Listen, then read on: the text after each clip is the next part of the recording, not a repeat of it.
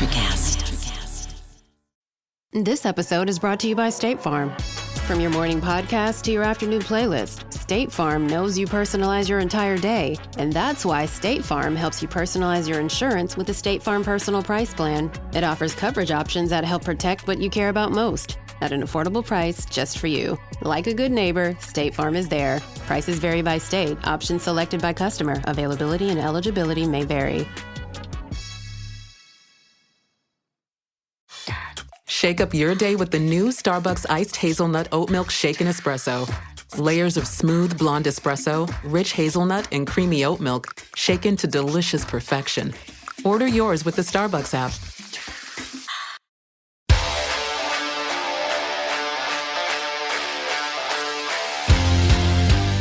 Welcome into Missing the Point. I am DK Sizzle Dave Clark here once again to take you through Real BK's power rankings. They're wacky as ever. Not his fault. It's been a wacky season. It's been some crazy wins, crazy losses, and we're going to walk you through the top 10 best teams in the NFL, which is different than the top 10 best teams last week and different than the top 10 best teams the week before.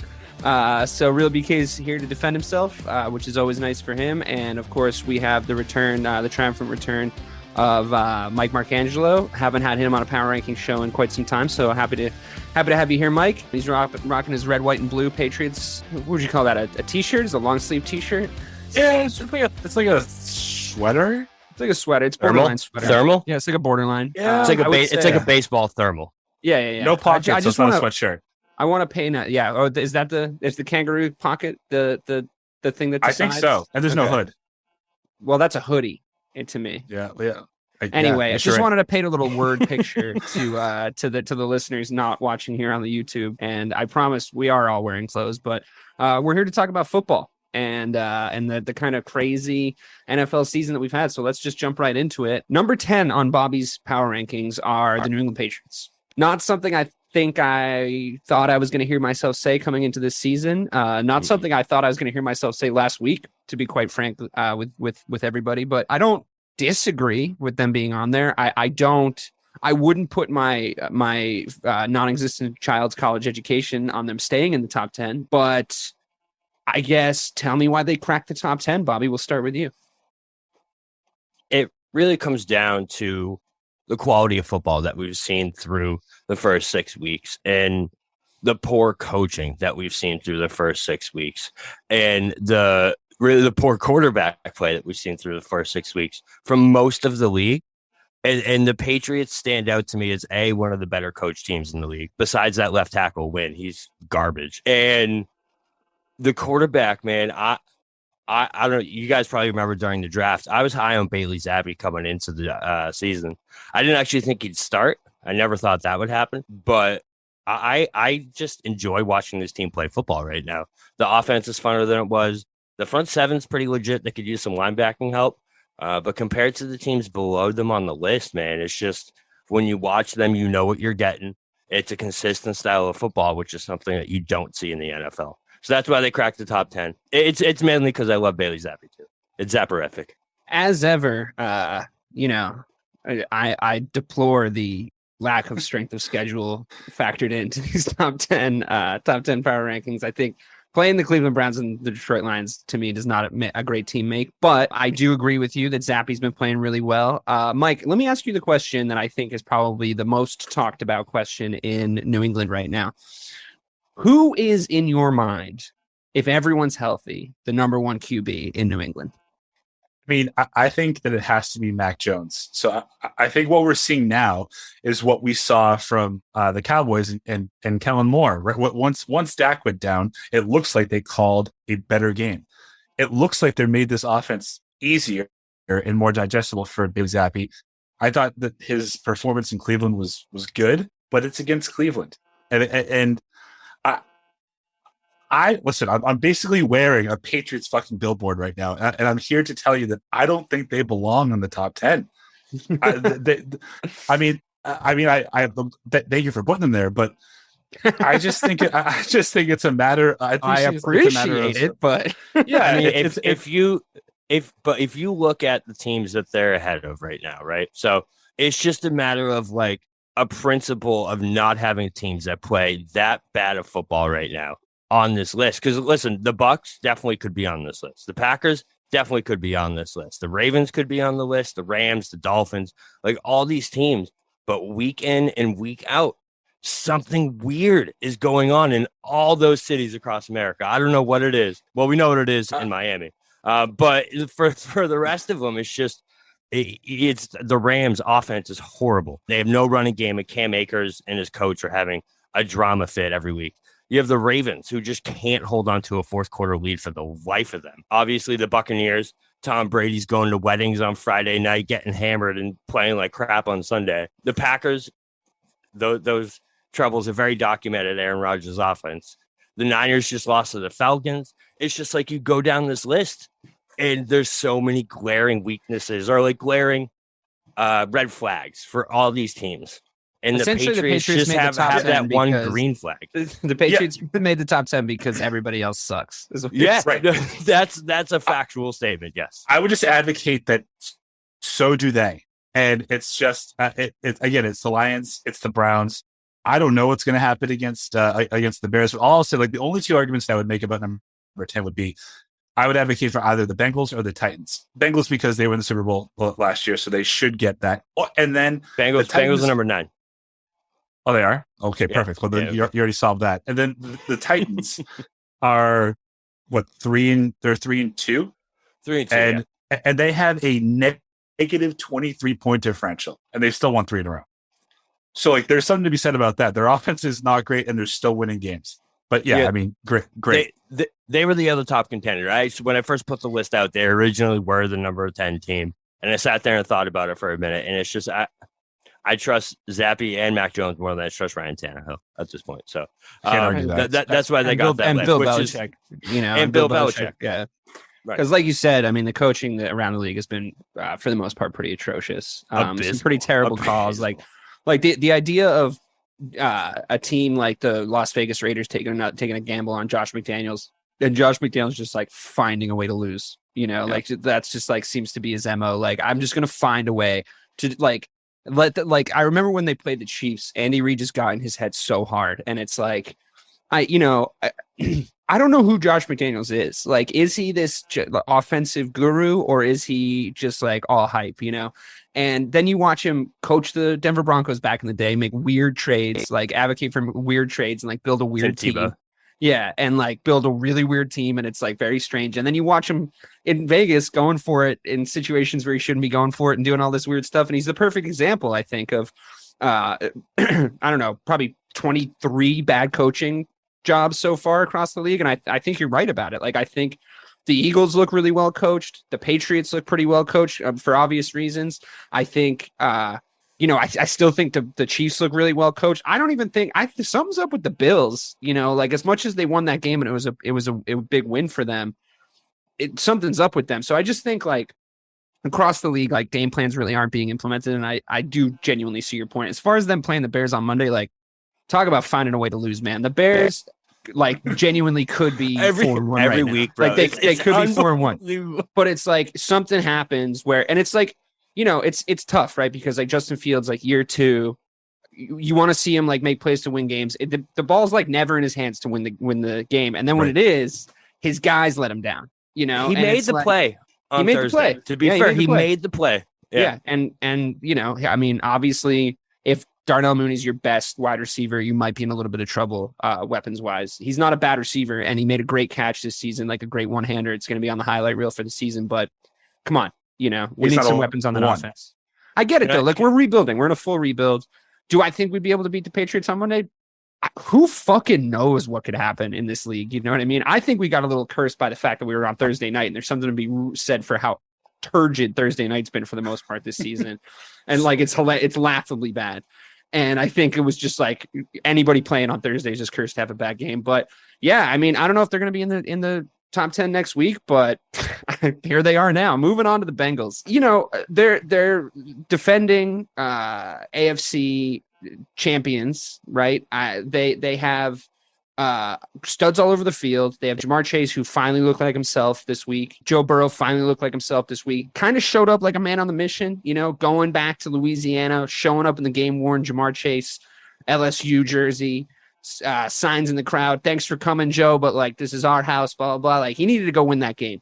And I think what I will say for the Bengals, and I'll start with you on this one, Mike, what I will say for the Bengals this season is they've put themselves in a position where their season seems to be on the line every week. So they're kind of like, we got to go and win this game. You know, every game is a final game for them. Every game is a championship game every week. And they seem to sort of be rising to the occasion, despite not quite looking as good as they did on that run.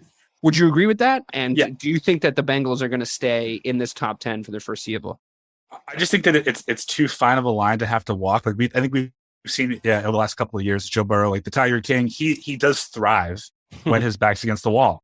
But there's only so many times you can put yourself in that position, and it doesn't eventually bite you in the ass. I think what's so surprising to me is that he's still like one of the top 5 most sacked quarterbacks in the league this year, and all they did was invest in the offensive line in the offseason. And it feels like it still hasn't solved that problem. But I mean, 300 yards, 3 touchdowns, and 2 of those to Jamar Chase. That team is a wagon. If they keep him upright, I think they're going to be okay. But to answer your question in a very long-winded format, that's what we do here. I think you're going to see like 3 or 4 more times this year, at least, where it looks like they're out and they're somehow going to win that game. Yeah. Bobby, they played your precious Saints, and they seem to get the job done. I know they're like this. I know the Saints are injury riddled, you know, and I know that you believe in them in a full strength way, and not necessarily in a. I mean, their injury list is actually bananas. If you look at it, it reads like a fucking novel. So, you know, fair enough. I personally wouldn't back them regardless, but you know, were you impressed? I guess my question is, were you impressed with the Bengals beating? I guess you're impressed enough to put them at 9 in the power rankings, beating a kind of a weakened Saints team. What is it that stood out to you that made it look like, even though this was a weak Saints team, they played who was in front of them and they got the job done? What was it that stood out? Well, this is kind of who the Bengals have been for the last 2 years. You know, for most of last year, they weren't great. You know what I mean? They were right around 500 for most of the season. And they had games where they looked amazing, and they had games where they looked absolutely awful. This is just who they were. And then when their backs were up against the wall and they needed a win, they got it. And that's literally who they were all season. So that's really what pushed them into that top 10, because I just see them being that team when they need to be. You know, if the Bengals could play every game in the goddamn Superdome, they'd be 17-0. Did you see what his stats are in the Superdome? It's like in 2 games, he has like 785 yards and 6 touchdowns. And Jamar Chase has like 4 reception touchdowns and like 300 yards. It's crazy. Yeah. I guess at the same time, I'm not fully, I do definitely agree with you guys that their identity is this, and they put themselves in these positions and sort of, you know, get back up out of the ditch. But I'm not convinced, because I watched the majority of that game, the Bengals Saints game, and it's like, to me, it's not holy shit, Jamar Chase is back. It's why does he have one guy to beat? You know, I mean, we talked about the abhorrent coaching. It's like that highlight reel touchdown that he had where he danced into the end zone. It's like he had one dude to beat. You know, like you had no guy in the zone deep. You weren't doubling him. Like he just had to scorch one dude, and Joe Burrow had to find him. And like if you leave that dude with one guy, it doesn't really usually matter who that one guy is, with a few notable exceptions. It was bad coverage. Like it was blown coverage essentially on a stud wide receiver. And like, I'm just not convinced. You know, I think that the Bengals come up, maybe they go on a little run, but if they come up against any team that's like serious, like a Philadelphia Eagles, built to beat them right now, like absolutely just formatted to beat them, like the way that they win football games. So I don't know, not convinced, but we'll see. We'll watch the space with the Bengals. Bobby, one more. The next 5 games for them are the Falcons, which they're sneaky right now. Browns, okay. Panthers. They got a lot of skilled players. Yeah, but then Browns, Panthers, Steelers, Titans, and then they get the Chiefs. So that's where we'll see the test for them. But they should come out of there, 6-4 at the worst. Or if they drop because one they're of the those, Bengals, right? because they're the Bengals, they go under 500 on that run until they get to the Chiefs, and they beat the Chiefs. And then they beat the Chiefs. Right. Like, you're right. That's exactly something weird might happen like that. So we'll see. All right, moving on from the Cincinnati Bengals. Looking forward to talking about them some more as the season goes on, because they are a weird group of guys. But I still do like Joe Burrow, and maintain that that's what everybody thought. What's his name? Baker Mayfield was going to be, and he's awesome. And I like that we have him in the league. Moving on to number 8, the Chargers. Glad to see them in the top 10. I do still rate them. Obviously, they don't look as good as I thought they were going to look. I don't think they look as good as anyone thought that they were going to look, unless you were saying they were going to look stunted and weirdly average on the offensive side of the ball. Keenan Allen being out for this whole season so far, basically notwithstanding, Herbert was a guy who was matching Patrick Mahomes on yards per throw the last 2 seasons. He doesn't look like himself. I don't know if it's the rib thing. I don't know if it's how the offense is being run. He looks confused out there. He doesn't look like he knows the plays he's supposed to be running. Quite frankly, neither did Denver. To me, that whole game just made it seem like they turned off the fucking microphones, the headsets, and communication with each other, because it just looked like the players on both sides of the ball were just confused with what their coaches were trying to tell them. It was a turgid affair, as a word I want to use. But yeah, a lot of these primetime games have been tough, dude. Like real because tough watches. They're all Broncos games. Yeah, which is wild, right? And then like I was like, please just don't put the Bears in primetime. And it's like Thursday night, Monday night, Sunday night. I'm like, okay, cool. Awesome. Great. Super. Let's watch Justin Fields get sacked, but like let's millions of us watch it. But whatever. Moving on with the Chargers. I do think their defense looked like I thought their defense was going to look all season in that game. I think their defense finally clicked. I think they definitely need to get it figured out on the offensive side of the ball. But with the Chargers being 8, I guess same question to you, Mike. How solid do you think their place in this top 10 is? What do you think's going on with Herbert? Do you think it's his weapons being hurt? Do you think it's him being hurt? Do you think it's the coaching, or a combination of all of those things, or something I didn't mention? Yeah, it's probably going to be a combination of all those things. I think it's easy to look as good as he looked the last couple of years when you have your number one target that is healthy, Keenan Allen. But I think he's making Josh Palmer like a notable name. Like you actually want him now as a wide receiver. I also think this, if they rely solely on Herbert, then I don't think they can go that far yet. I think they do need to rely on the running game and run Eckler into the ground. Also, also keep using him in the passing game. He's having a great season, to be honest with you. Yeah, of course. Yeah, yeah. Well, he was their most leading catcher in the game. 10 catches, 47 yards. I mean, so he's a dual threat. But what I will say is, I think that Denver is terrible. I think that this Russell is cooked. I think this is more of who wanted to lose this game more than who wanted to win. But the thing, their defense should be better than it has been so far. And I think that it is interesting that you saw J.C. Jackson get benched in the second half. Like that, he's not a shutdown corner. He's not a number one. So let's see what they do around that. But it's a tough division. Like, they could be a really good team, DK, and they could still finish like 10-7. Yeah. I feel like there was moments from Russ last night, where he sort of looked like himself. First quarter was pretty good. Yeah. Yeah. His offensive line completely just like stopped trying after a while, which to me, the easy way, the kind of lazy way maybe to read into that is like, he's a fucking weirdo. He hasn't been able to galvanize his team around him from a leadership standpoint.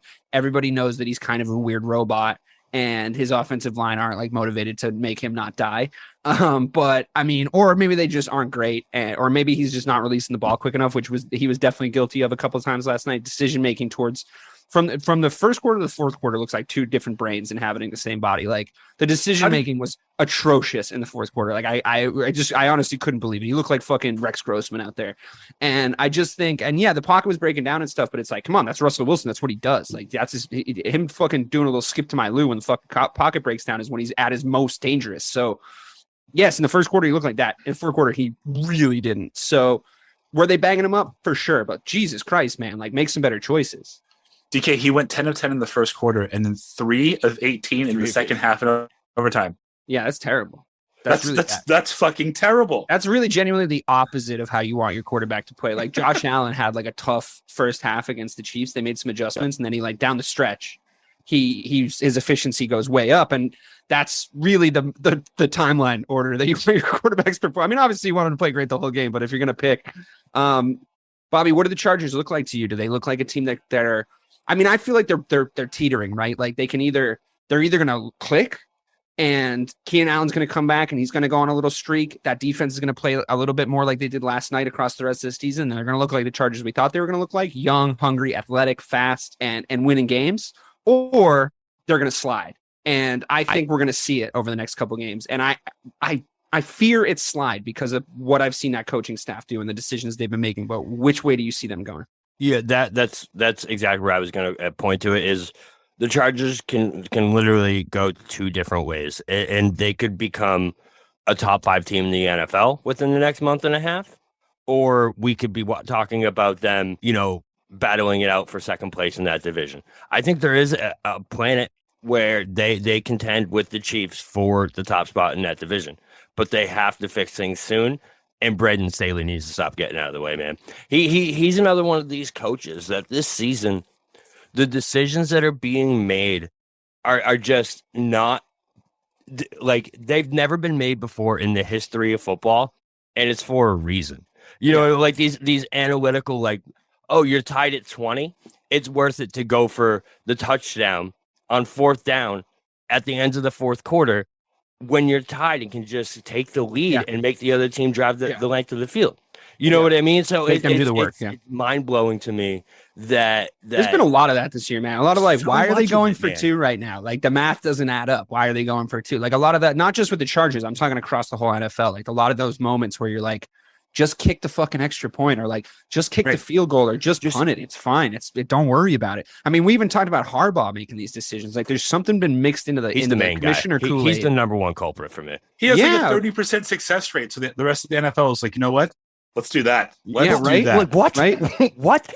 It's I feel like someone at some sort of off-season coaches meeting did like a TED talk about advanced analytics when it comes to like certain situations in the game. Stupid. And they talked them all into these like really weird situations, be like, go for it on 4th and 3 in your half. And it's just like, wait, what are we doing? The percentages say, what does the goddamn football game say? Yeah. What is the game? Like, right. I mean, to me, it's just like, there actually isn't that fine of a line between being aggressive and being smart. It's like, or being dumb, I should say. It's like, you're not being aggressive right now. You're being stupid. Like you're not putting your team in a position to win the game. And also the way that football works and the kind of rock, paper, scissors aspect of it is whenever you decide to do that, you're telling the other side of the ball on your team that you don't trust them to get their job done. And I think that to me is the thing that always stands out from a coaching perspective. Like if you are forced to kick a field goal in a situation to go up 3 points in the 4th quarter with less than 6 minutes to go, right? You're giving the ball back to the team with ample time you're probably giving it back to them 2 or 3 times at that point, right? With 6 minutes to go, depending on how your offensive drives go. Say you only get 3 points, 6 minutes to go. You kick that field goal and you turn around to the defense and you say, I trust you guys to keep them to 3 or less. That's why I just kicked the field goal. If you go for it, you don't have to say anything to them. You're sending them the message of like, I really think we needed a touchdown because I don't think you guys can fucking stop them. And honestly, if in a game that's 13-13, that's a stupid way to treat your defense, because as much as your offense might have sucked, your defense has held them to 13 points. So trust that the game isn't a high scoring game. Trust that even if it's 2020, like trust the game isn't a high scoring game. Trust that your defense can make the stop, and encourage them to go out there and do their jobs. I mean, it's a no brainer to me. And it's, it harkens back to the reason why the Patriots are on the board. It does. So to bring it back to the Chargers though, let's just say that, there's a question internally when your star wide receiver who's hurt tweets at the end of a game, WTF are we doing? Because they went for it on 4th and 2 instead of punting the players have Twitter. Like nobody gets to have a Twitter on my NFL. Agreed.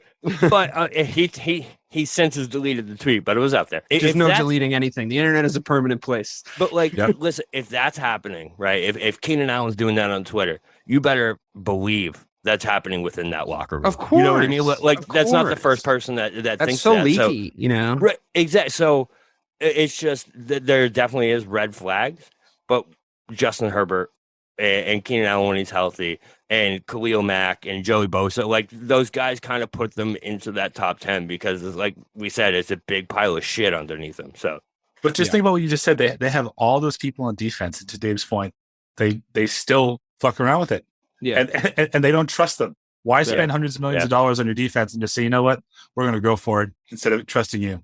Doesn't make any sense, and that's what's going to keep them from the playoffs. Defense, like as a, and I know this is probably a distant memory for you guys, but as somebody who supports a franchise that is defense first, defense is a culture. Defense is a mindset. It's a mentality. I know these sound like cliches, but like it is what it is. Like if your defense is better than your offense, you gotta lead with your defense. You gotta say like, you guys are the fucking studs. You guys are the animals. I love teams like that personally. Like it's the reason why I've been so high on the Cowboys for the last couple of years. Like if you're a Chicago Bears fan and you don't love teams like that, you should go fucking root for the Packers. You know what I mean? Like that's what we do, right?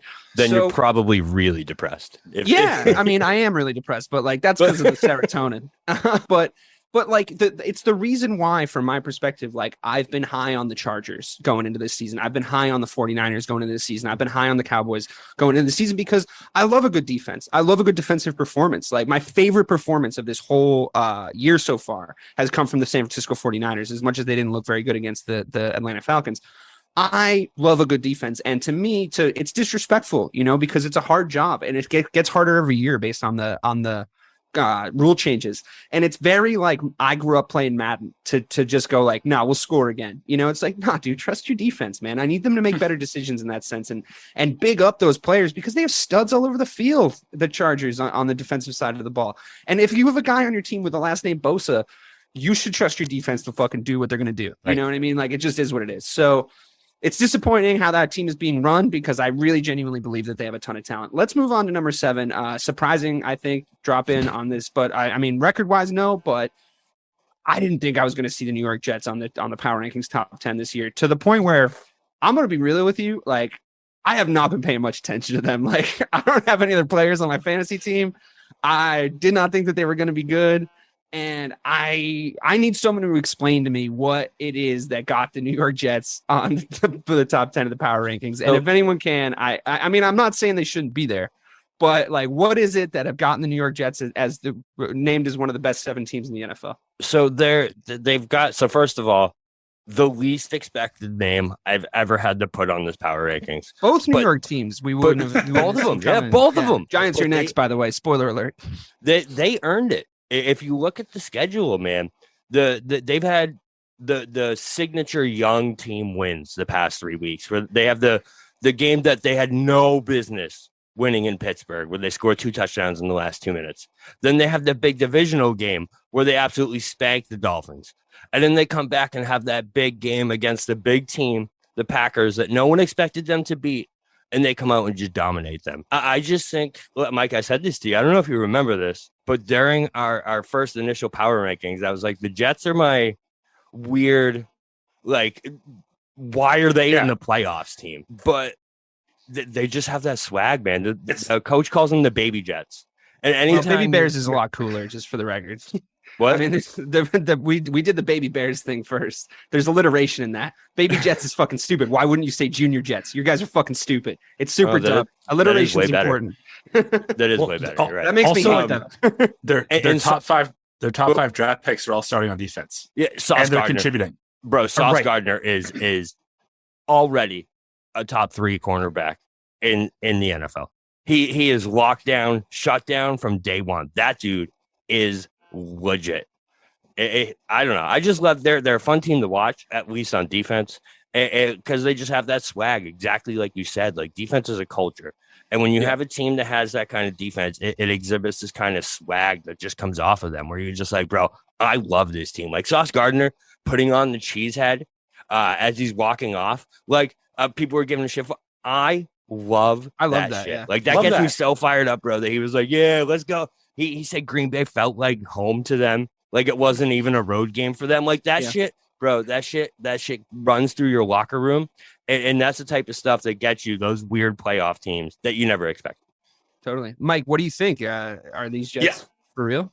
Yes. I wholeheartedly think that they're for real. I think that defense is they kind of remind me a lot like or remind me of the Bears, DK, in the sense that they're a young team and they have a pretty good foundation. I love their coach, and it finally feels like they're putting Zach Wilson in a situation where they don't expect too much from him. They don't want him to don't lose us a game. You don't need to win us one. Just don't lose us one for now. And he's an exceptional talent. Like he has arm strength. He's got it all. So they have that. They figure out their running game, but that defense, man, I said in the preseason, I think that the Patriots are going to be closer to the Jets than they were to the Bills. I mean, if the Jets keep rolling, I don't think it's going to be that close. I mean, the Patriots are number 4 in their division. But I mean, a division I think that has a lot more wins at this point in the season than we thought it was going to as a whole, right? I mean, the Patriots coming 3rd or 4th in their division isn't incredibly surprising to me coming into the season, but to come in 4th where everybody's over 500, like, is that a real possibility that we might actually see? Like that's the strongest division at that point, right? You have. I mean, I know Miami is having trouble at the moment because they tried to kill their quarterback, and I know that I still like their coach though. Like he's funny, like he's entertaining.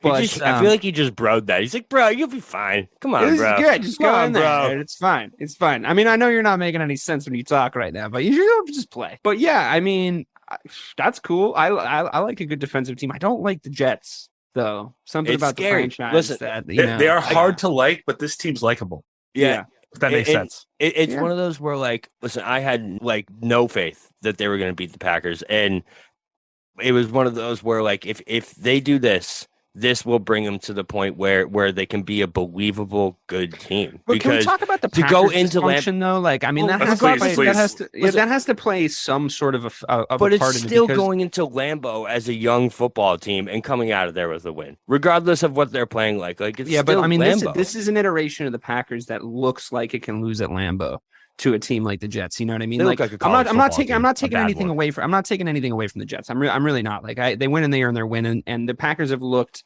a little trick or treat this season, but both good or bad.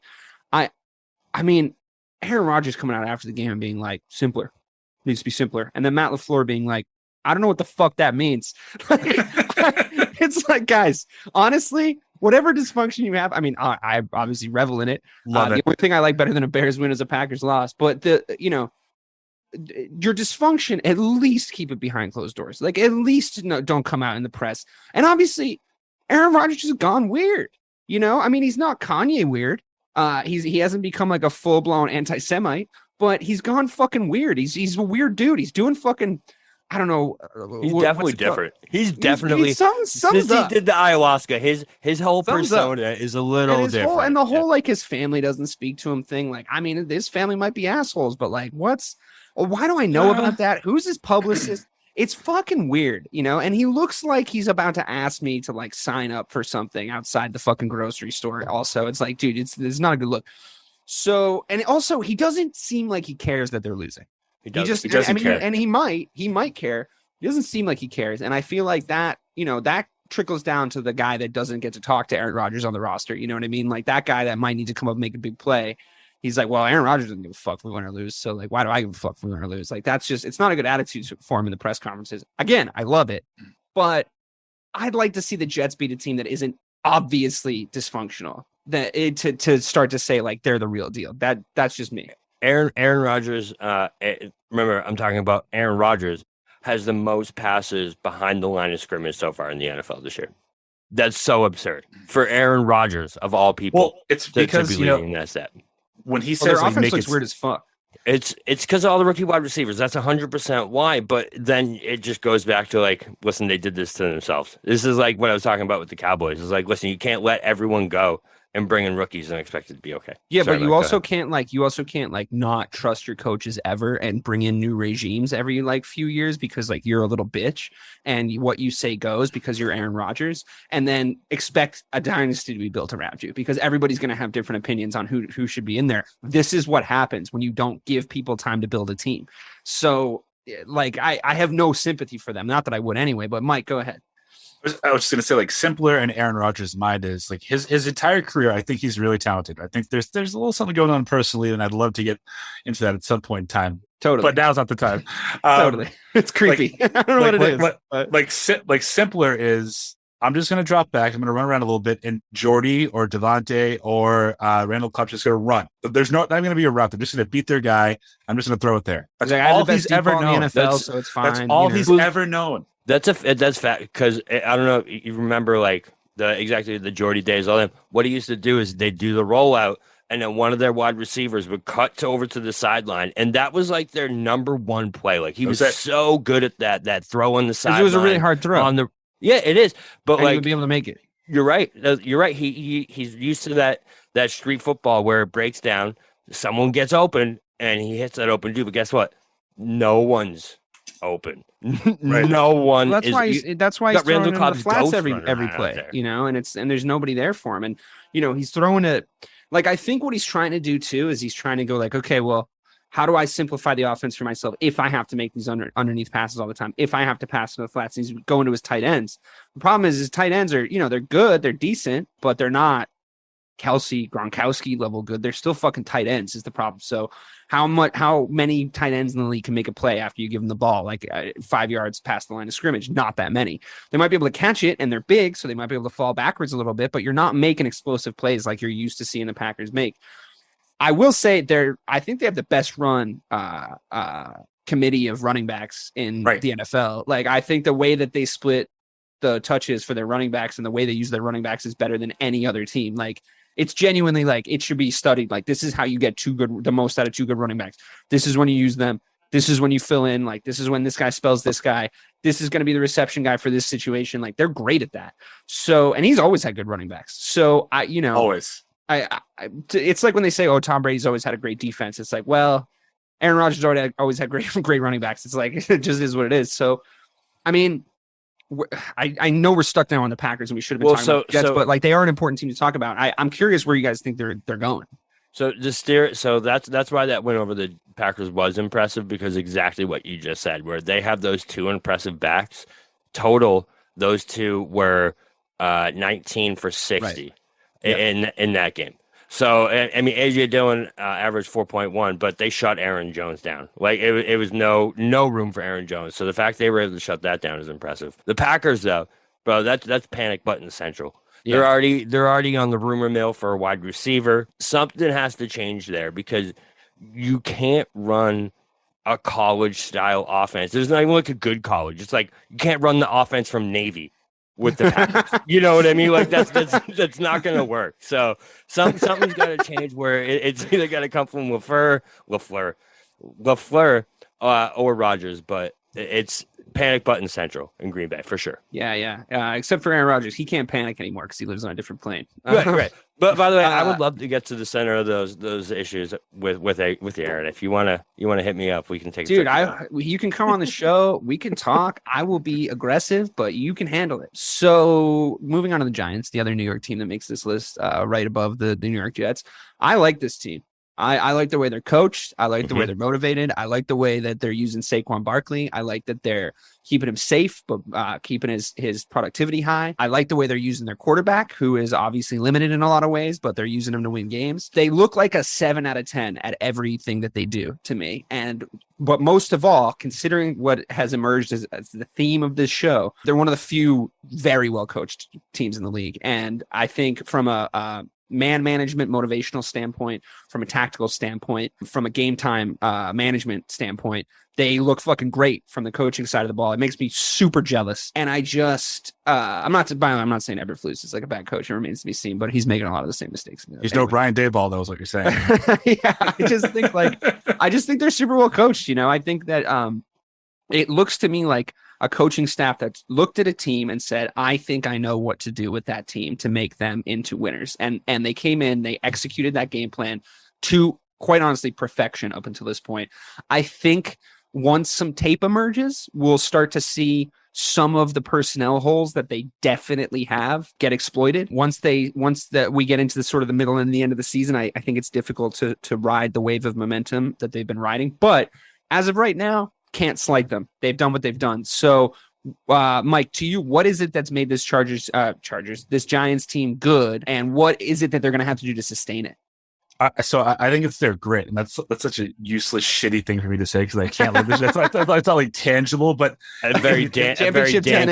It just sucks. But like, all right, so you think about it this way: they're 5-1, right? Yeah, and their point differential is plus 14. Yeah, so they're not blowing any teams out, so they will out-grit you. Mm-hmm. Yeah, but to your point, though, what happens when a team figures out how to stop Saquon Barkley?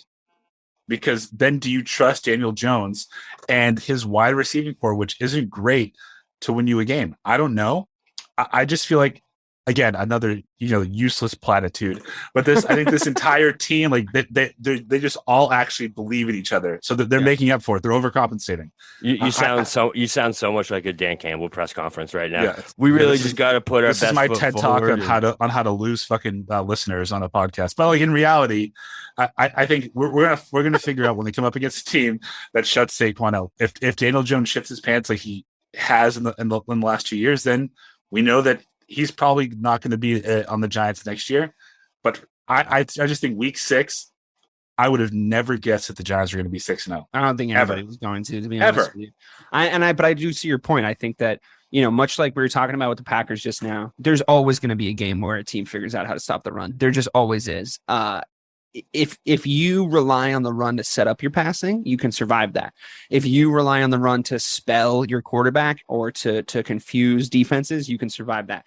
If you rely on the run to win you games, and I think I've been saying this on this podcast, and I think you have too, Mike, for a long time. If you rely on the run to win you games, that is going to blow up in your fucking face. And I think that is definitely true of the Giants. Listen, I don't blame them. If I had Saquon Barkley, you know what they used to say about Jim Brown? I mean, this was a different version of the NFL, obviously, but they used to say about Jim Brown, if you have the biggest cannon, you got to fire it.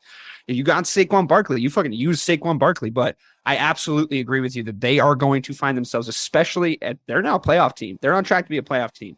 If they get into the playoffs, they're going to find themselves in a situation where Saquon Barkley cannot win the game for them. And then you have to ask Daniel Jones to do it. And then they're all going home. So, or just a game against Philly. Like that's going to be the first, like you can't keep up with them. Right. The thing is with them is like, that's almost like their strategy. Like even if someone does stop Saquon, I don't see anyone taking a 2-3 touchdown lead against this team into the fourth.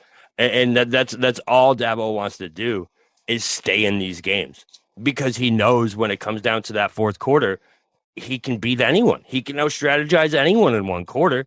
You know what I mean? Anyone can win anyone in 15 minutes of football. But having that extend to the whole 4 quarters is different. But to look ahead at what their schedule is, right? So the next 4 weeks, they have the Jags, the Seahawks, the Texans, and the Lions. Then they play the Cowboys again. But those 4 games, they should easily win 3 out of 4 of those games. So, all right, even if they go 2-2, that's fine. They haven't easily won any games. 7-3. They haven't easily won anything to up until this point. Like that, like Mike said, they've toughed out a few games. Like they've managed games well. Like I was talking about at the start, but like they're not blowing anybody out. Like they're not like the Eagles. They've beaten the Packers and the Ravens. I guess those teams are pretty flawed so far, and they beat the Titans week 1. But still, what I mean? those are pretty decent teams so far. I mean, they're not nowhere. And I'm not taking this away from the Giants. This is part of what I like about them. Like what they're doing and what we're seeing as an example from them. If you take your exact perfect examples, the Packers, the Ravens, teams with full of talent can still lose if you give gifts to the other team. If you hand them ways to beat you, that will be possible. The Giants don't do that. I love that about them. Like they say if you're going to beat us, you better beat us. You got to come beat us fair and square. Fucking Kingsbury rules. Like one-on-one, we got to do this. We're not going to hand you any gifts. We're not going to rack up 17 penalties. We're not going to cough up a bunch of stupid turnovers like certain teams in Chicago like to do at the last 2 minutes of games. We're not going to give you any gifts. So we'll beat the flawed teams. Now there are teams out there with innumerable talent on their roster that aren't doing that either. You know what I mean? Like they're going to come up against the Cowboys team that don't beat themselves. They had to get beat by the Philadelphia Eagles, sorry to spoil this, but we'll come on to talk about that. But I just think I've seen it time and time again in the NFL. Like you can manage your way to a few wins, but talent is what gets you deep in the playoffs. Like studs is what gets you deep in the playoffs. And they got Saquon, but what does he look like with some miles on his legs, going into week 19 or whatever it's going to be for them. So we'll see. I mean, I appreciate your faith in them and I know why you like them. They're very likable. I'm not trying to poke holes in them. I do see Mike's point. Question for is this the most impressive first year coaching job you've ever seen ever? I think it's up there. I can't think of another one where he took a team that was with no talent and excelled to this point. You know Not what I that mean? I can remember. I mean, I'd love to see. I'd love to see. Off the He's top of my coach head, of I the can't year remember. at this point. Yeah, Right? He's sure. coach of the No, year. totally. Maybe in recent memory, I wouldn't say it definitively without like Googling Bill Parcells' his first season as head coach, or I think like it's still the other Harbaugh with the 49ers. I mean, he took that team out of the abyss and then brought them to, I think, 3 straight NFC title games and 1 Super Bowl with Alex Smith and Colin Kaepernick. Yeah. Kaepernick was a fucking stud when he first came in, though. Yeah. In all that 2012 year, I mean, he was, but Alex Smith was the starter. They were 7-3 when he took over. That Packers playoff game. Yeah. All right. Well, how about them Cowboys, Bobby? Number 5. Tough loss. I'm sorry that happened. I'll be honest with you. I didn't see the Cowboys winning that game.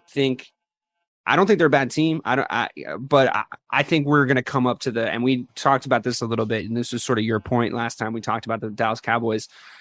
We're going to come up to the limitations of Cooper Rush at some point. It was going to happen, and it was probably going to happen against a really good team like the Philadelphia Eagles clearly are. I mean, they're undefeated. As much as I wanted to talk shit about them at the start of the year, they're fucking undefeated, which means they're undeniable. So what takeaways did you get, Bobby, from your Cowboys team? What do you want to see when Dak obviously inevitably comes back now? I don't think that's a conversation anymore. If you're throwing 3 fucking dots to the team in a different color than you, it's not a great look, especially when you're trying to keep your job. So when Dak comes back, would you like to still see this to Kellen, as we've all come to affectionately refer to him? Would you like to see him keep this same simplistic offense that Cooper's been running, or do we go back to what they were doing before and try and let Dak figure it out? Or they're in a weird limbo here. I mean, it's another team that could push or slide depending on some key factors over the next few weeks. So when is Dak coming back, by the way? Is it next week? Next week, yeah. So he's coming back next week for sure. So obviously he's going to start. What kind of a Cowboys team?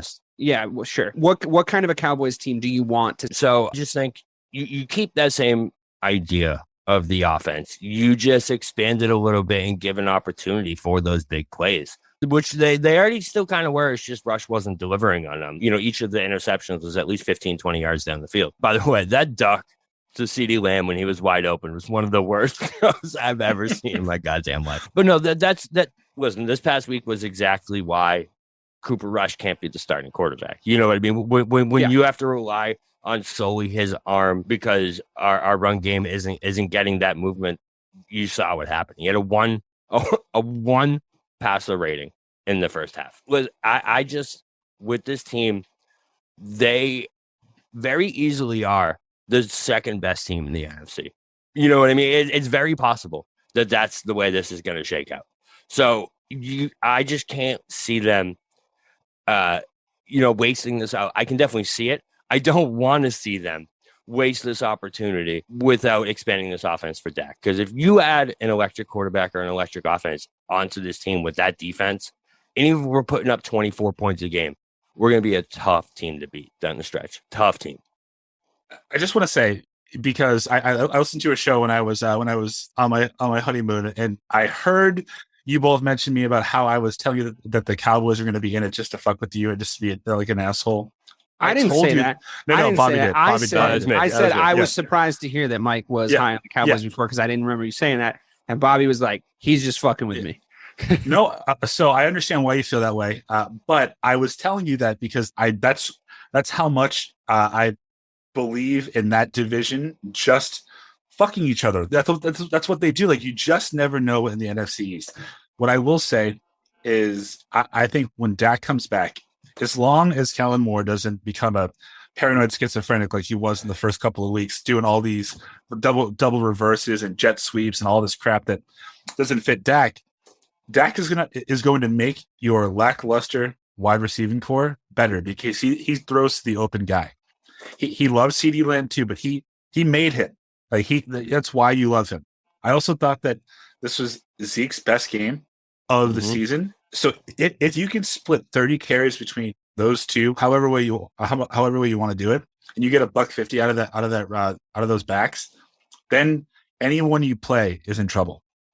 I just think I'll tell you why that is. I'll tell you why that is, because if you have a defense like you have, if you're able to run that clock and keep them off the field and fresh to go make plays for you, then you win games. If you ask them to stay out on the field for a long time, it's really it's harder. It's physically harder to play defense in the NFL. You have to run more. You have to anticipate more.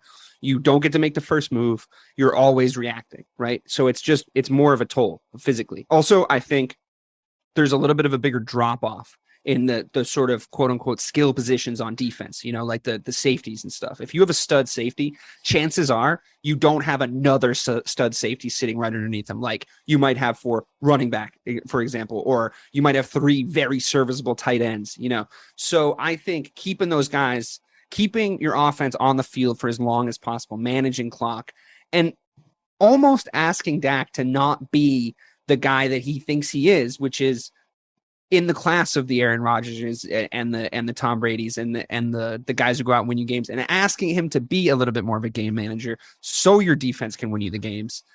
It's the agreement for in Dallas should be, if you ask me, just score 17 points. If you go out there and you score 17 points, we will win you the game from there because we'll keep them to 13 or we'll keep them to 10 or we'll keep them to 6. Like that, if you guys score 17 points every game, and you're on the field, the offense is on the field longer than the defense is, you win every single one of those games. I guarantee it. Yeah. So to me, it's about managing your games, and it's just about how successfully you can do that. And the Cowboys, unfortunately, are the worst franchise to be given that remit. That's far and away, because the second Dak Prescott starts making some plays, he's going to be like, it's my time, baby. And it's just going to go fucking berserk.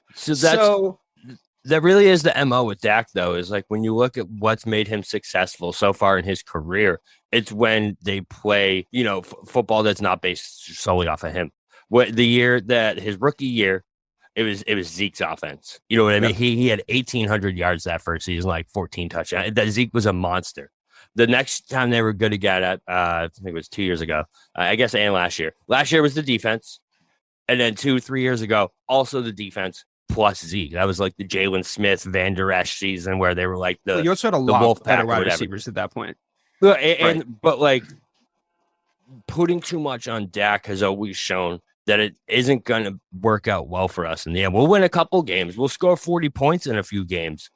But being the number 1 ranked passing offense with Dak Prescott hasn't worked out for us in the past. Yeah. So that ball control, rely on your defense is definitely the way we need to go with this team.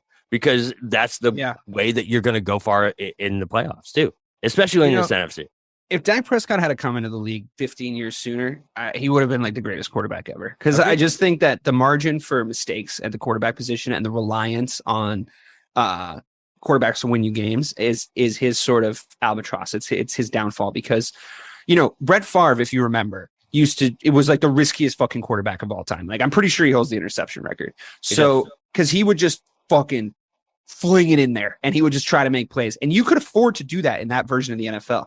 Now the speed of defensive backs, the hands of defensive backs, the way that defensive players are able to make plays, the way that defenses are asked to play, you can't do it anymore. So he's transitionary a man at a time to me. It's like when you see a center who can't stretch the floor in the NBA, which is, we also have an NBA show up. You guys should listen to that, or we will. We're going to record after this.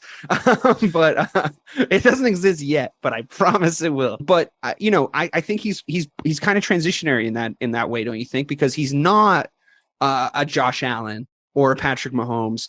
He is more of a Brett Favre, of a Ben Roethlisberger, like he does sort of have that frame. He does sort of have that mentality. Or am I way off base? No, I think you're spot on. And I think that's what makes him have even of a higher ceiling than even he realizes. Because if a big theme throughout this show has been game managing quarterbacks. You look at this top 10 right now, the Pats, the Jets, the Giants, all these teams are not letting their quarterback beat them and relying on other areas of their team to win games. The Cowboys can do all that. Yep. Plus, you have a quarterback who can make the plays and win you a game. He doesn't have to do it, but when it comes down to it, he can. So I just think if they do this right, they absolutely have another level to go to, and the sky's the limit for them. However, it is still the goddamn Dallas Cowboys. They still will run a draw play with 13 seconds left. Like that. That's definitely an just ban draw plays. Right, to be honest with you, in Dallas. Right, it's just not necessary. But yeah, so that's where I'm at with this team. We're like, listen, my upside is very high on this team, as it was last year. I think it's even better this year because of how they fought. Even in this past game, they fought back. You know what I mean? They were down 17-0, almost came back, but it's all with a grain of salt, and I'm staying like 6 feet away at all times because I'm like, where is it coming? I think it's coming. Mike, if you had to put all of your money on whether the Cowboys are higher or lower in the power rankings come the end of the season, which way you bet? Because they are right now, or than any other team. Oh, then 5. Oh.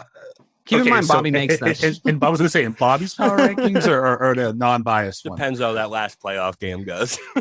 Yeah, I'll say they'll still be the top 10, but they'll be lower than 5. Gotcha. I'll bet the house on it. So Mike believes in the Cowboys, but maybe not as much as Bob does. But that's good. That's good. That's what we want to see from a fan. But here we go with the fucking Vikings, number 4. Look, they've got a lot of skill players and a lot of studs on the team. I get it. They won their game. I get it. I don't buy it. I don't buy it. Kirk Cousins, though. I just want to see it. I want to see him win in primetime. I want to see him win a fucking playoff game. He is the best practice guy, I bet, in the world. I bet he's the best quarterback in practice you've ever seen in your life. When it comes to actual big games, though, I just don't see it. I mean, 10 a.m. on a Sunday, Kirk Cousins, no fucking worries. But I don't know, man. You know, I don't know. So do you tell me, Bobby? Number 4, the Vikings. They're almost as good as the Kansas City Chiefs, according to you. So please explain it. No, they're not. Listen, they're one place away from them. No, there's a big separate. It's like the Heisman vote, where it's like the top 3 they're on 1,000 points, and then like number 4 is a tight end from like Indiana. You know what I mean? That's where we're at here. But the Vikings, man, it's so I heard a great analysis of Kirk Cousins on another famous podcast everyone listens to, PMT. But he was talking about how this is the first stage of the Kirk Cousins evolution, where it's like Kirk Cousins win the game at 1 p.m. He looks amazing. The next one is like, he's like, beats that game though. It's like Packers. It's like he's 18 for 20. 304 yards. It looks amazing. Jefferson has 170 yards. Yeah. Next week they beat a team on this list. Next week they beat the Bengals. You're like, oh, 4 p.m. game. He was all right. Then you have that primetime Kirk game where you see it go all downhill again. And that's definitely the way it's going to work. I don't think the Vikings are going to be able to go to the Super Bowl. That's not like my projection for them.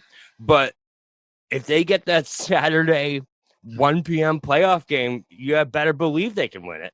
Sunday 8 p.m. playoff game, wouldn't be a bad bet for them to win their division either at this point. If the word playoff is in it, I don't bet Kirk Cousins is going to win it. Number 1. They're going to win that North, right? Do you think the Packers are coming back in the NFC North? Honestly. I think that I believe in the Vikings folding more than I believe in the Packers, overcoming the odds, if that makes any sense. This game, Kirk Cousins went like 15 of 30 for 170 yards, and 110 of them were to Justin Jefferson. If Tua was on the field, and I cannot believe I'm saying this, if they were not going against Teddy Bridgewater or Skylar Thompson, the Dolphins win this game, and it's not close. There was nothing. This was the most Kirk Cousins win that I could ever see. Kirk Cousins. Yeah, I thought the better team lost that game. To be honest with you, they did. That's just what it looked like to me. I'm a little biased with those fuckers, with those Vikings, but I don't know, man. I just think they've got weird holes. It's like a team where it's like, oh man, like really great skill position, but like if you go into their Madden roster, I bet their right guard is rated like a 63. It's just like there's just weird little things about their team that when I watch them, I'm like, that'd get exploited. That'd get exploited. That's too simple. They don't have studs in that area of the field, and I just think they just look soft. They look like they have a soft underbelly that could be exploited by like a really hardcore team, like a dome team. They're your typical dome team. Isn't that like the MO of the entire goddamn NFL right now? Literally every single team except for that top 3, you could describe in that exact way. There's not one that you're not like, what the fuck was that? What are you doing? Except for those top 3 teams. Yeah. You know what I mean? Those 3 teams are different than everyone else. And right now, the Vikings are 5-1, and on top of shit mountain, as far as I'm concerned. That's the way it looks in the NFL right now. So last week, when it was myself, Robert, and Joe, we did something a little different with the top three, and I think we should do it again this week because the landscape's changed a little bit. I'm going to talk to you guys about this top three, which is the Chiefs, the Bills, and the Eagles, all as a group package. Last week, I asked the question to Joe and to Bobby, if the Chiefs and the Bills were playing tonight in the AFC Championship game, who are you taking? I'm going to ask that question again, knowing now that the Bills just beat the Chiefs in primetime. And I wouldn't say it looked incredibly convincing. I wouldn't say either team looked their best. But, Bobby, do you amend your answer from last week now that you've seen what you've seen from a head-to-head matchup from those teams? And if they face each other in the AFC Championship game, who are you taking? I do change it, honestly. Last week I said the Chiefs when it came down to that playoff atmosphere. But to me, last night in Arrowhead, for the Bills to come out and not even play their best football, like that's not the best game that we've seen the Bills play and look easily. I don't want to say easy, but they looked like the better football team from beginning to end. And it seemed like when they wanted to do or when they needed to do what they needed to do, they did it. You know what I mean? Like they were able to do, make that big play. They were able to get it to Diggs on that big third down. It just seemed like when the Bills are running their offense and their game, they are a better team than the Chiefs at this point. And honestly, I'm ready to say I think Josh Allen might be better than Mahomes, man. Josh Allen is something. Because let's wait until he's got some silverware on his hand. Well, I agree. So career-wise, no. But if you ask me right now, one game to win, what quarterback am I taking? I think I'm taking Josh Allen, man, because of that rushing that he brings along with it. It's weird. It's not like you to be reactionary. He's never. But he's like Mike Allstott with an arm. That's how he runs the football, and it's so different than anything. He's a different iteration of quarterback, and I do agree with you there. I'm still taking Pat Mahomes personally, but we'll get to that. Mike, same question. You didn't get a chance to answer this last week, and I do think it is. And there's a follow-up question that brings in the number one team. But in a playoff situation, knowing what you know in their regular season head-to-head now, in a playoff situation, I know it's difficult to answer just reeling from like the primetime game that we all watched last night. In a playoff situation, Bills, Chiefs, who are you taking? Chiefs. I think this is still Mahomes' league until it isn't. He has to be dethroned. And I think I just think that these are the top two teams in the AFC for sure. But something weird happens with Buffalo in the playoffs. I don't know. I don't want to say that they're chokers, because I do think that they could play this game in Kansas City, Buffalo, freaking the Netherlands, and it wouldn't I don't think home field advantage matters to these people, because both home they're just used to playing on the road, and they're used to playing in front of like raucous crowds. The Bills have a better defense. I think they have a better number one wide receiver. Obviously, the tight end goes to KC, but Mahomes has he's never played an AFC title game not at Arrowhead. So that means he's always the best team in his conference. So I'm still going to take him. So if right now, if you were to line the Chiefs and Bills up against each other, 10 games, we're playing right in a row every week, I'm pretty sure the Bills win 7 of those games. Because I think that's how much better they are. I think they win at least 7 of those games. And I also think that when it comes to that late game situation, right? You guys remember this. When the Chiefs used to be down 28-14, 35-21, need that late drive with 12 seconds left against the goddamn Bills, you knew they were going to score. You knew it. It was already written on paper. They were going to overtime. They were going down the field. They were going to do what they had to do. I don't feel that with this team, guys. I'm not hating on them. I just don't feel that assurance that I felt before. Like that knowing of they're going to drive down the field because they're the goddamn Chiefs and that's what they do. It's not there anymore. Are you sure? Because they've kind of looked like that this season. They still have they though? I mean, yeah. I mean, maybe not so much against the Bills, and I think the Bills played a really smart game against them. But even I still think they can score at will. Did you see Travis Kelce get 9 touchdowns in one game? They're still the fucking Chiefs, dude. At the end of the day, I would love to see the stats. I don't have these in front of me, and I'm completely guessing. But I would love to see the stats on playoff matchups when 2 Titans two juggernauts go at each other in the regular season, because I'd be willing to bet that the playoff winner was the regular season loser a lot of the time. I think if you're seeing each other in the AFC Championship game and you're the Buffalo Bills, you've shown more of your hand to win the regular season game than the Chiefs have. I don't think Sean McDermott's a bad coach by any stretch of the imagination, but I think Andy Reid is a better one. I think that the running game for the Kansas City Chiefs is clearly better. I think that they have guys at their RB2 and RB3 positions that are better than Devin Singletary has been for a lot of this season, to be quite honest with you. And I don't think that the Bills can figure out how to even run the ball when Josh Allen isn't doing it. It's weird. It looks weird. They can't get it figured out. You can exploit that. I think that Pat Mahomes is still a big game player. So he's proven that he can win huge fucking games of football and Super Bowls. Josh Allen hasn't done that. I think if it's a playoff situation, like the way that the hypothetical is framed, I gotta take the Chiefs. Gotta take the Chiefs. But now red zone offense, Chiefs all day. Like, it's just, to me, it's blatant. Because the Bills just beat the Chiefs. Bills have home field now. Mike, you just said it. Chiefs have never played an AFC Championship game on the road with Mahomes. Do you think Mahomes can handle that Buffalo crowd?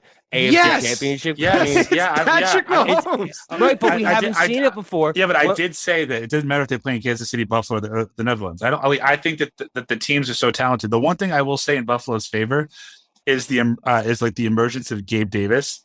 Now that they have an actual number 2 to complement Stephon Diggs, that makes their offense so much better than it already was. And I think, Bobby, I really don't think you believe in your heart of hearts if these teams play 10 games in a row that Kansas City would only win 3. This exact version, if you lined up these two rosters, I do. Yes. I do. If you're talking last year's Chiefs 2 years ago, no, I don't. This version, I do, really. Because, I mean, even in their wins, right? You look at the Chiefs. DK, you said this year they've been super impressive. In their wins, they have looked good. I didn't say that they were super impressive. I said that they still at times look like they can score at will, because they do. But it's still different than it was last year. I just feel like when it comes, they're to figuring some stuff out. Time, it's like to say that you're going to take a guy like Juju Smith-Schuster and slot him in where Tyreek Hill was and expect immediate results is just ridiculous. Like, they play completely different games. You have to learn to scheme for him. He has to learn to hook up with Mahomes. He's more of a deep threat than a playmaker. He will get involved. He will get better. Like, he's still provably, undeniably good on an undeniably good offense. They just need to figure out where to work him in. He becomes, by the end of the season, I guarantee it, he becomes the wide receiver 1 in Kansas City as far as targets goes, and he's pulling them down. So that matchup's coming. Like, that partnership's coming, right? Travis Kelce makes it 10,000 times easier for Juju Smith-Schuster to get there, right? To start that off.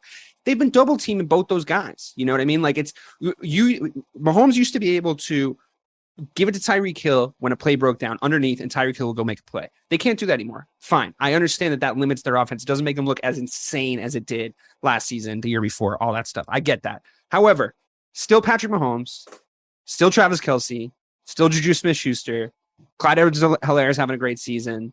They've got 2 running backs underneath those 2 guys that are still good. I will not accept this Chiefs slander for one loss. I just will not. It's ridiculous. It's crazy. They're still the fucking Kansas City Chiefs. But they still listen. It's different than it was. I'm not saying they're bad. I still think that it's such a big gap between. I still think they have the best quarterback in the NFL. I think it's closer than we think. The one thing that I'll say before you talk about Philly that's absurd is I've mentioned this a couple of times because I wanted to talk about the point differential for the Bills. They're plus 95.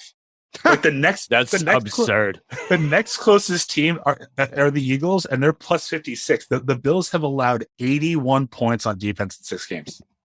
It's fucking maddening. Which is why I think the best version of them, this iteration is better than the best version of that Chiefs team. And I think what points to that is that loss against the Colts was the most abysmal loss I've seen from the Chiefs in the Pat Mahomes era. That loss doesn't happen 2 years ago. It's just they lost to the Raiders and the Chargers a couple years ago in Kansas City. but not in that way that they lost that game. Listen, the Colts handed the Chiefs that game 5 separate times in the fourth quarter, and they just fucked it up each time. So it's been like we talked about. It's been a weird season, and that I think is one of the reasons. But to finish up here, and to sort of extend the hypothetical that I gave that launched us into that spirited and riveting conversation about the Chiefs and the Bills. Thankfully, I mean, it really works for this. Each of you took a different team. Bobby, you're taking your Bills into the Super Bowl to play this iteration of the Philadelphia Eagles. Who are you taking? Who's winning?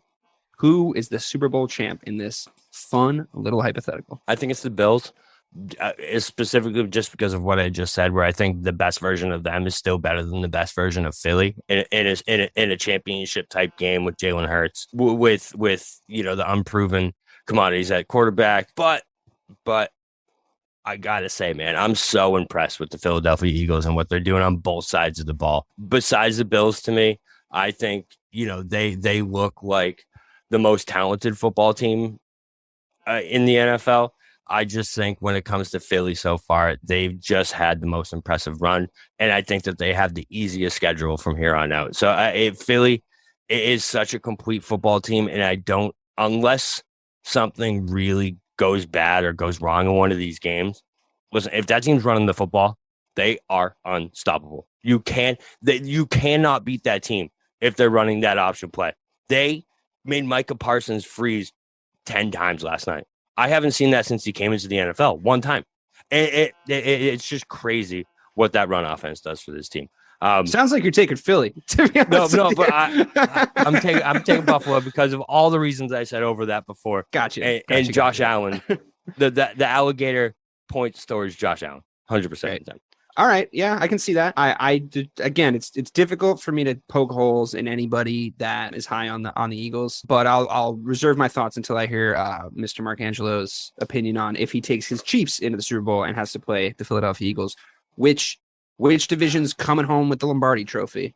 Yeah, I would still pick the Chiefs only because so far, it is such hypothetical, but that would be a track meet in the highest stake game. I don't know that Jalen Hurts could compete or keep up with Pat Mahomes or Josh Allen. Just in that, I think that Philly is a complete team for sure. But in either scenario, like to your point, Mahomes, when it still feels like whenever he wants to, he's just 3 flicks of the wrist away from 21 points.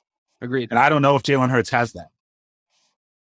Okay, so let me pose this hypothetical to you guys. Who do you think, regardless, we talked about the matchup between the Bills and the Chiefs, who do you think matches up better against the Eagles between those two teams? Because personally, I think it's definitely the Chiefs for the exact reason Mike just said, is it's going to become a sprint. Like those two teams are going to get into a sprint. And I have legitimately never seen the Chiefs, this Chiefs team lose a sprint. I've seen them managed out of a game. I've seen them nullified. I've never seen them fucking lose a sprint or a shootout of that kind of magnitude. The way the Bills beat them was they stifled them, frustrated them, made plays when they had to make plays. Like they looked good. Obviously it was a lot of talent on display, but you're going just absolute run for run with them. You're fucked. Bobby, do you agree? I think I don't know. The Chiefs have a really bad run defense. I think they're bottom third in run defense right now. So I don't think it matters. I think that they're going. I think that game's going to be like 50-44. You know what I mean? That's okay. So you're right because they would just outscore them. So I think you're right there. I do think though, if you shut down that run in Philly and you put the game solely on Jalen Hurts, he's gonna make a mistake. You just need to capitalize off it. And that's been his MO his whole career. So I think that's the recipe to beat them. And I think the Bills can do that.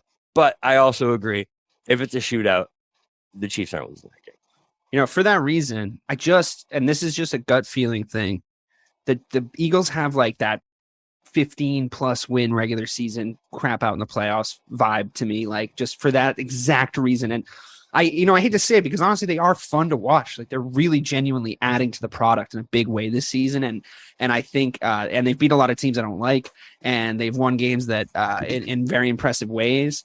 And I think long may it continue. But I think, I know it's been late in the season that this hasn't happened yet, and we thought it was going to happen already. But I do think there's going to be an evening out again. There's going to be a little bit of a kind of a settling of the boat, and we're going to be reminded that the best quarterbacks in the NFL are the ones that are going to win you championships. And as much as Jalen Hurts is very talented and really impressive, he's not Pat Mahomes, and he's not Pat Mahomes in a playoff situation or a Super Bowl situation. So. Also, to your point, like as far or as much parity as we think that there is in the NFL right now, like the names you're used to hearing, like the Aaron Rodgers or the Tennessee Titans, the Tom Brady's, they're just 3-3. Yeah, they have not fallen back that far that they're just waiting for one of these up and coming teams to make a mistake, and then they'll capitalize on it. They'll be there at the end. Yeah. Let's be real. The Packers and the Bucks are one win away from being right back in this top 10. If an impressive win comes, they could even jump into that top 5. So like they're not far behind on this list. I don't see that happening to the Bucks. I don't either. I don't see it happening with either something's of those up down teams there. Right now, I don't know what it is, but do. something's up down there. There's a fucking Hello, magazine right at the counter of the grocery store type shit going on down there that I think is he's definitely affecting the mentality of the team. I think he's regretting not coming back. I think he's regretting coming back to Tampa personally. But I mean, go ahead, Mike. He tried to go to Miami. I mean, he tried. He tried to leave. He did everything in his power. Imagine that team with whatever. Oh my God. He's like, I still want to live in Florida, though. Yeah, I mean, a minute. Look, it's weird. He's a weird dude. There's some weird stuff obviously going on in his life. I don't really care to comment on his personal life, but it obviously is seeping into his play. Cheeks. Yeah, I mean, his cheeks. Right. it's seeping out of his cheeks. The whole time. Seeping out of his cheeks. I think that. I always try to be big on the Steelers because my wife's a Steelers fan. It's been difficult this season. I think they're super flawed. I think they have a great coach, though. And I think on the theme of coaching around the NFL, I think he's really trying his best to keep that ship together with spit and fucking chewing gum. But to lose to that Steelers team, if you're going to be the Tampa Bay Buccaneers team that you're supposed to be, to lose like that and sort of just that offensive since they played the Cowboys, like it's just been like Tom Brady can't fucking score in the red zone. What is happening right now? Like this is so red zone that game either. If you that's exactly what I'm saying. Yeah, that's exactly what I'm saying. It's like Tom Brady can't get it done. Like his killer instinct isn't putting these fucking games away. These are games that Tom Brady wins.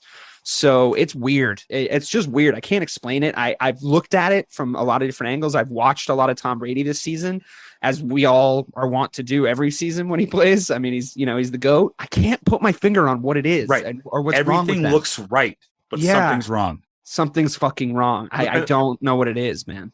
I know that it's early in the season, but I just want to say this right now. I want this on record. I'm not a Pittsburgh Steelers fan. I mean, we know. It should scare the shit out of you if you're a fan of any team in the AFC if they finish with a bad record and they have a top 10 draft pick, because what that place does with skill position players is absurd. I know, it's crazy. So if you give him a top 10 pick, like they're going to be like the best team in the AFC for the next 10 years. I know. I'm not going to celebrate this for too long. See, Mitch, is that the not that we are? Is that the most surprising win you've seen in the last couple of years? The Steelers beating the Bucks yesterday. That's a really bad team beating Tom Brady. Well, I mean, but that always happens to Tom without Minka Fitzpatrick didn't even play. Yeah, but I mean, I think you underrate. I do think as much as they're not great, and I agree with you, I still think that like there's a chance that Mike Tomlin keeps his I never finish under 500 record this season. Like I think that there's a world where he can get that figured out. Like Mike said, I mean, I don't want to keep doing this like defend the Steelers thing because it's like getting old as a bit, but like they do still, like he said, produce great skill players. It's always like, oh, and here's Bombadoo Mamba Bamboo, and he's like the 7th round pick out of fucking Mizzou, and he's unbelievable. Like it is what happens there. Like it just is. Like they still do have Najee Harris. Like they still do have Mitch fucking. No, I'm just kidding. Listen, Mitch Scott's Volume 2 is fully in swing. I'm really happy for him. He's obviously had a tough season / career / life. So I think that sums up our NFL show. A lot of weird stuff going on. The themes sort of seem to remain the same every week when we do our power ranking show here on Missing the Point. But it's been fun. It's been a lot of fun. I look forward to Sunday more than I have in probably a long time. Watching Red Zone and cracking a fat tire is one of the few joys I have left in this ever dwindling existence. So thank you all for listening. For Mike Marcangelo and Real BK Bob Kelly, for our producer extraordinaire Craig D'Alessandro. Thank you so much for listening to Missing the Point, and we'll see you next week.